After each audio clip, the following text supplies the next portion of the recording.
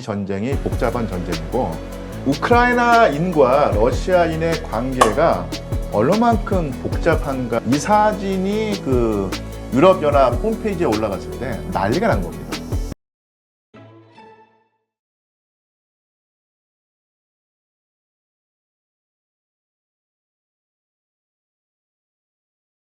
이게 제가 좀 이미지 자료를 가져왔는데 이게 미국에서 유대인 단체가 있거든요. 반명예훼손연맹이라고 해서 유대인을 모욕하는 행위를 하지 말라고 하는 캠페인을 하면서 이런 그 이미지를 쓰면 안 된다. 젊은 세대가 2차 세계대전 때 유대인 학살, 홀로코스트를 잘 몰라서 자기도 모르게 이런 그 이미지를 웹이라든지 뭐 이런 데서 사용하는 경우가 있는데 그러면 안 된다고 이제 알려주기 위해서 딱 정리를 해놓은 것입니다. 그래서 이런 로고는 나치 추종자들과 나치들이 사용하는 로고이니 조심해야 된다라고 한 것인데요. 아시겠죠? 여기서 그 갈고리 십자가하고 네. 오른쪽 메뉴에 있는 그 나치 친위대 해골은 뭐 꽤 많은 분들이 알고 있는데 그 이외에도 많은 로고가 있거든요.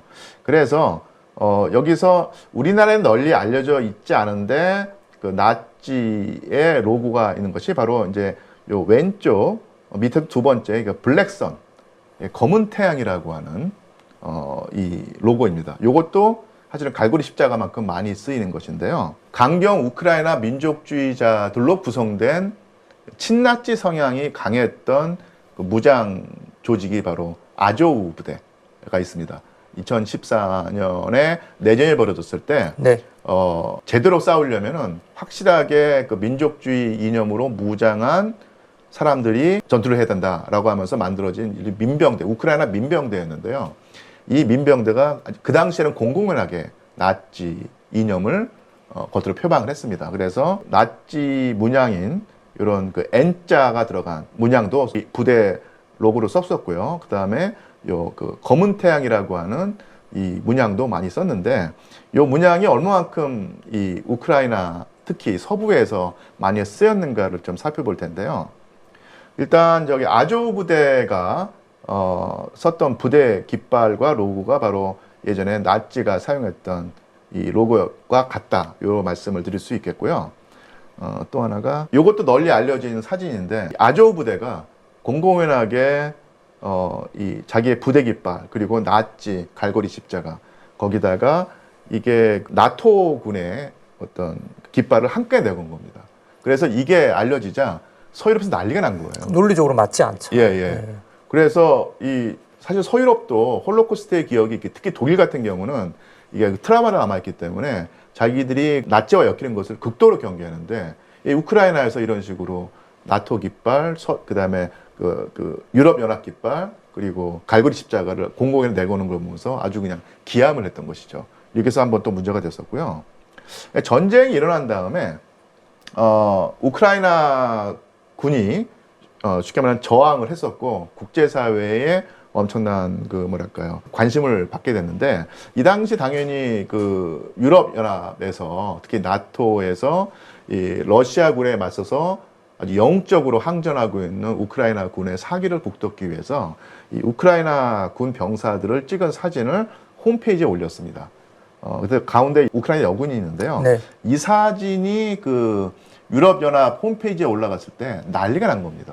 어떤 부분이 난리가 났는지 좀 살펴보자면요.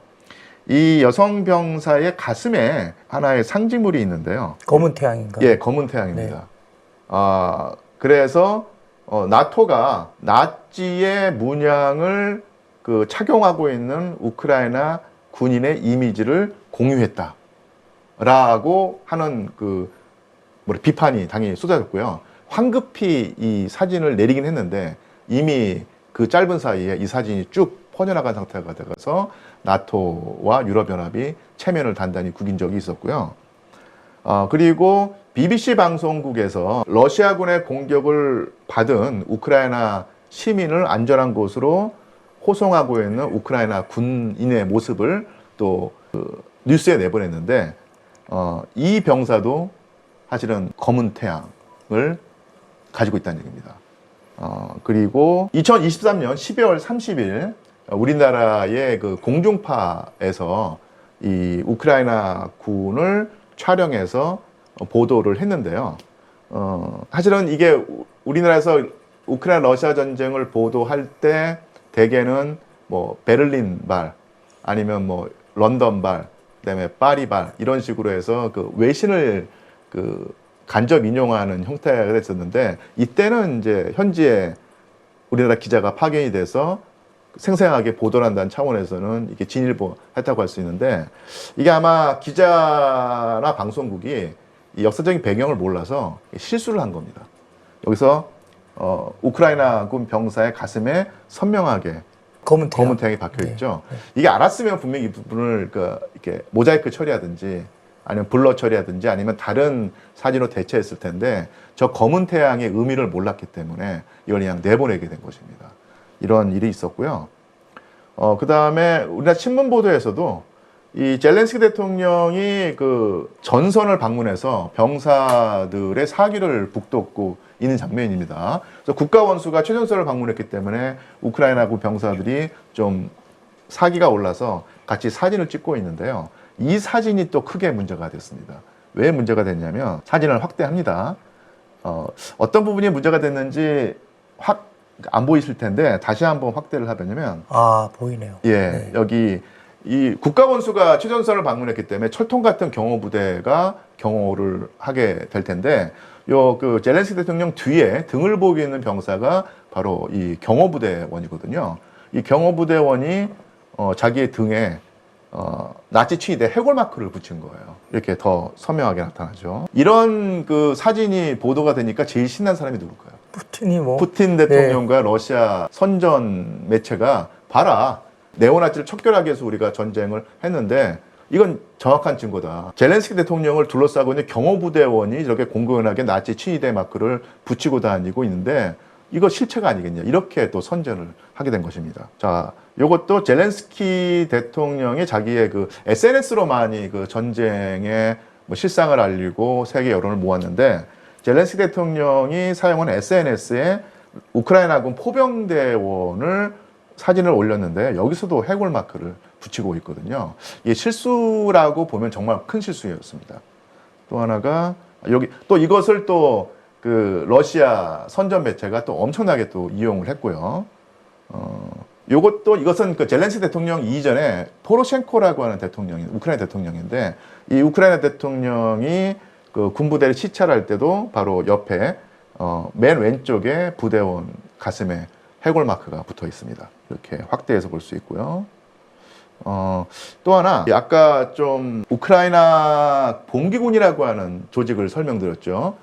제2차 세계대전 때 소련을 무너뜨리기 위해서 그리고 그 우크라이나의 그 독립을 위해서 나치와 손을 잡은 정치인이 바로 스테판 반데라였고 스테판 반데라를 추종하는 정치 세력이 만든 무장 조직이 바로 우크라이나 봉기군이었고 이 우크라이나 봉기군이 유대인 학살과 폴란드계 주민 학살을 자행했다고 하는 것인데 이 봉기군의 부대 깃발이 바로 이겁니다. 그래서 아까 제가 그 검은 바탕에 그 빨간색 위가 있는 이것이 바로 우크라이나 봉기군의 부대 깃발인데 이게 오늘날 우크라이나에서 제2의 국기로 쓰이고 있다고 말씀을 드렸죠. 그랬는데 한 2달 정도 전에 있었던 사건인데 우리나라 그 대한민국 젊은이 몇 명이 이 전쟁을 보면서 우크라이나를 도와야 된다고 생각을 해가지고요.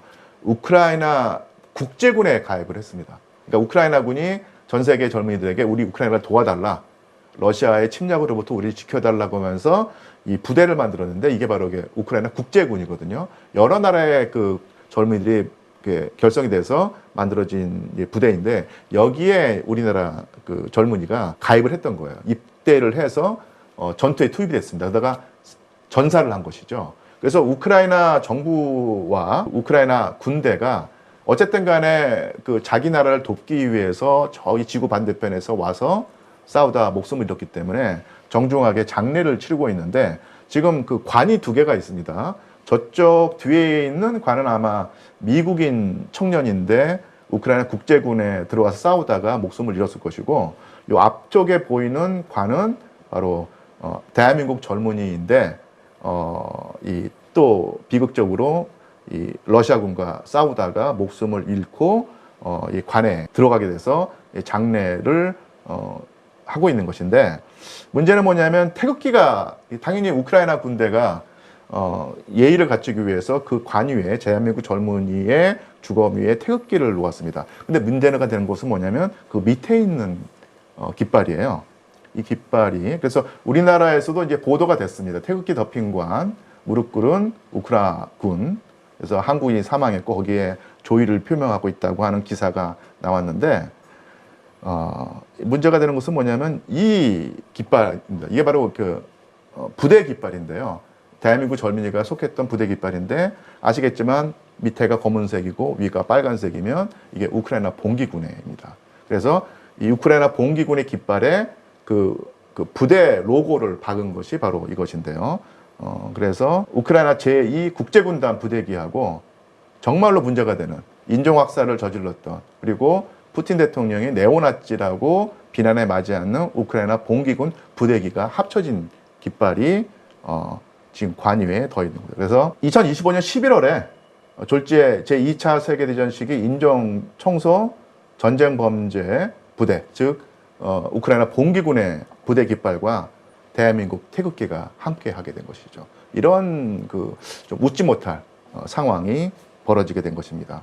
그래서 이 사진이 우리나라에서 보도될 때 어떤 의미를 가지고 있는가가 충분히 설명되지 않았는데, 하여튼 2차 세계대전 역사의 경험과 연결해서 보면은 상당히 문제의 소지가 있다.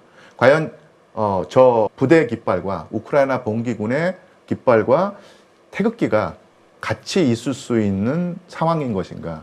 어쨌든 간에 대한민국 젊은이가 우크라이나에서 목숨을 잃은 것은 정말 비극인데, 그 젊은이의 관 위에 우크라이나 봉기군의 깃발이 덮인 것은 또 한 번의 비극일 수 있다. 이런 상황을 좀 제가 설명드렸던 것이고요. 그만큼 이 전쟁이 복잡한 전쟁이고, 푸틴 대통령이 말하는 네오나치 척결을 위해서 이 전쟁을 수행한다고 하는 대의 명분을 일고의 가치가 없는 그런 헛선전으로 뭐랄까요, 치부하기에는 그 상황이 정말 복잡하다. 이런 설명을 드리고자 합니다. 네, 그렇군요. 저도 지금 현장에서 이렇게 말씀을 듣고 보니까 역사적인 백그라운드를 이해를 못하니까 뭔가 이분법적으로 예를 들어서 뭐 아주 크고 뭔가 좀 굉장히 못된 러시아 쪽에서의 공격, 그리고 아주 선하고 핍박받는 우크라이나가 이렇게 당하고 있다.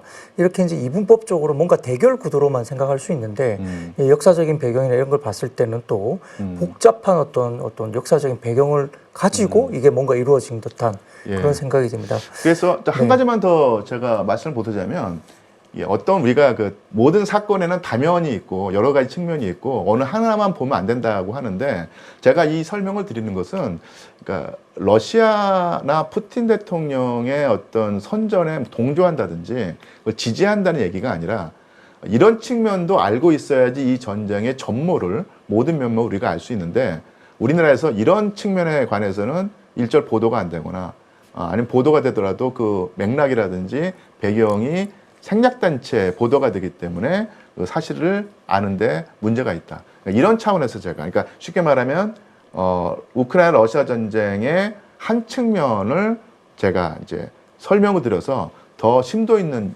이해를 유도하기 위함이었습니다. 네.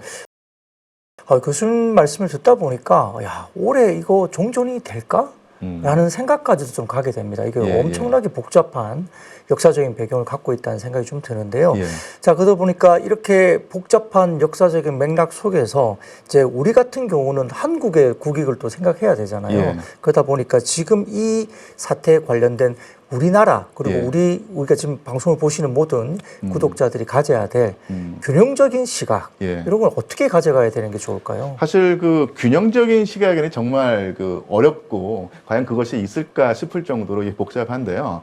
일단 벌써 2022년에 전쟁이 일어난 지 4년이 넘고 5년째가 되고 있는데, 그러니까 우리의 경험을 투영해서 이 우크라이나와 러시아 전쟁을 바라볼 때 상당히 그 오해를 할 수 있습니다. 그러니까 우리는 약소민족으로서 뭐 예를 들면 뭐 일본이나 중국으로부터 부당한 침공을 받아왔고 항상 서론을 받아왔다라고 하는 인식을 가지고, 그러니까 어떤 피해 민족 그리고 가해 민족이라고 하는 상황에서 우리 주변을 이해해 왔고, 사실은 그런 측면이 이 동북아시아 지역에 한정해서는 과히 틀린 것도 아니고 진실에 가까울 수 있는데, 문제는 뭐냐면 이런 식의 인식이 사실은 다른 지역으로 넘어가고 다른 역사적 맥락으로 넘어가면 사실 통하지 않는다는 얘기입니다. 근데 안 통하는데, 이게 우리 예를 들면 한국과 일본의 관계를 가지고 우크라이나와 러시아를 이제 그쪽을 바라보고 투영하니까 이 러시아와 우크라이나의 관계가 일방적인 선, 일방적인 악으로 이게 치부가 되면서 이 관계를 우리가 제대로 이해하지 못한 측면이 있다는 얘기입니다. 그래서 그러니까 제가 뭐 그 러시아가 어쨌든 간에 그 이웃에 있는 주권 국가를 침공했다는 측면에서는 국제법 위반이고 당연히 비판받아 마땅한데, 그것을 전제하고 푸틴이 왜 저런 행동을 했을까를, 이거 푸틴이 쉽게 말하면은 나쁜 놈이다, 아니면 땅 욕심에 환장한 미친놈이다, 그러니까 이런 식으로 접근을 했다가는 이 복잡한 측면을 우리가 놓치게 된다는 얘기죠.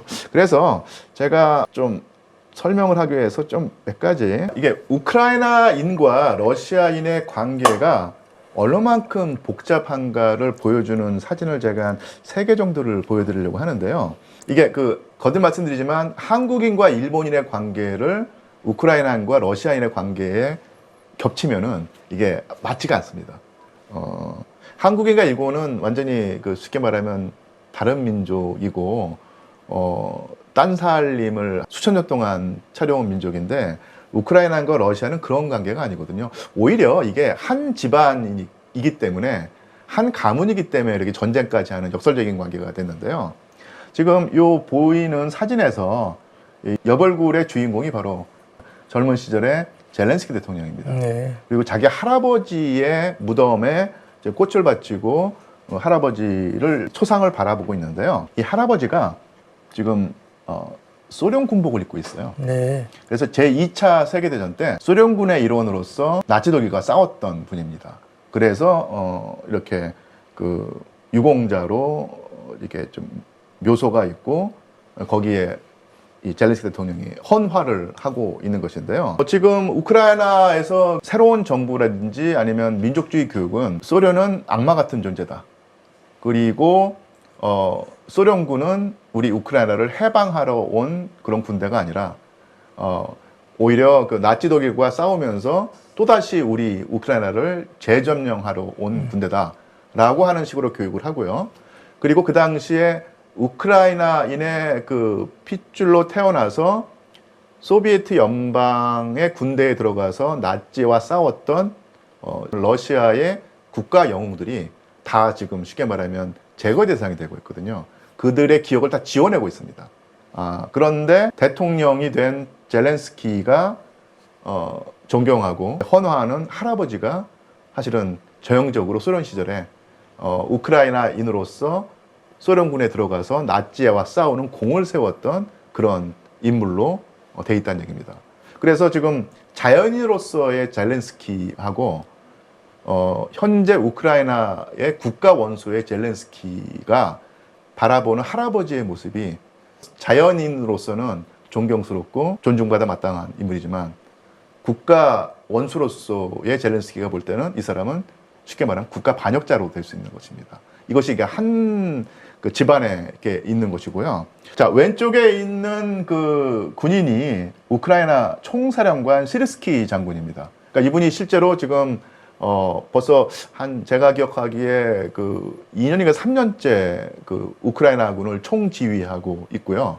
러시아군과 정말 사생결단의 전투를 벌이고 있는 분인데, 그 옆에 있는 노 부부가요, 이렇게 좀 어떤 얼굴 생김새가 좀 닮지 비슷합니다. 않습니까? 시르스키 총사령관의 부모입니다. 네, 네. 그래서 어머니와 아버지인데, 어머니와 아버지가 현재 러시아에 거주하고 있어요.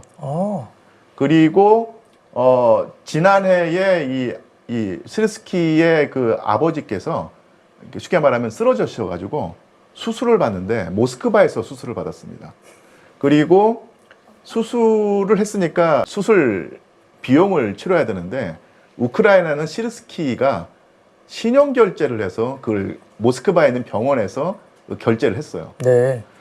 이게 우리 생각에는 우크라이나와 러시아가 전쟁을 하고 있는데 적국의 총사령관의 부모를 가만 내버려 두고요. 러시아가 쓰러졌는데 치료를 해주고 그 다음에 그 결제를 대금을 적국에 있는 총사령관의 신용카드로 한다는 게 이해가 안 되지 않습니까? 네. 이게 가능한 게 바로 이만큼 러시아와 우크라이나의 관계가 단순한 적대 관계 내지는 약소국과 강대국 어떤 그 가해 민족과 피해 민족의 일방적인 관계로 볼 수는 안 된다는 사실을 보여준다는 것입니다. 그래서 제가 이 얘기를 한 것은 뭐냐면 결국 이 전쟁은 너무너무 복잡한 전쟁이고 우리가 가지고 있는 민족 개념과 그런 역사적인 어떤 상식 가지고 해석을 하게 되면은 많은 걸 놓치게 되기 때문에 좀 더 많은 것을 알아야 된다. 그래서 일방적으로 우크라이나가 피해를 입고 있고 러시아가 가해라고 하는 생각에서 만약에 우리가 어느 한쪽에 도덕적인 판단을 내려서 서게 된다면은 이게 전쟁의 어떤 본질을 놓칠 수 있게 되고 대한민국 국가 이익에도 크나큰 영향을 미칠 수 있다는 얘기입니다. 그래서 사실은 우리나라가 지금까지도 러시아의 경제 제재에 동참하고 있는데요. 이 경제 제재의 어떤 그 정당성 여부도 따져봐야 될 문제겠지만 또 하나 이 전쟁을 너무 선악의 구도로 파악을 하게 되니까 실상을 전황을 제대로 이해하지 못하게 되고요. 전황을 이해하지 못하게 되니까 지금도 아마 그 러시아군이 엄청난 그러니까 비효율적인 군대고 전쟁을 승리로 이끌지 못하고 오히려 위기에 처해 있다. 이런 식의 보도를 접하고 있는 분이 있을 거예요. 그렇게 되면 또 어떤 식의 또 생각하게 되면 우크라이나를 도와서 러시아를 좀 더 압박하면 러시아가 질 수도 있다. 내지는 지지 않더라도 우크라이나가 최소한 어떤 그 패배는 묘면할 수 있다. 이런 생각을 하게 되면서 제재에 동참할 수 있게 되는데 제재에 보통 효과가 별로 없다는 얘기거든요. 러시아군은 실제로 전쟁을 승리로 이끌고 있기 때문에 그런데 제재를 가해봤자 효과도 없는데 거기에 대한민국이 동참하는 순간 전쟁에서 우크라이나군의 승리도 이끌지 못하게 되고 또 한편 어떤 일이 벌어지냐면 러시아의 어떤 보복을 살 수도 있는 문제고요.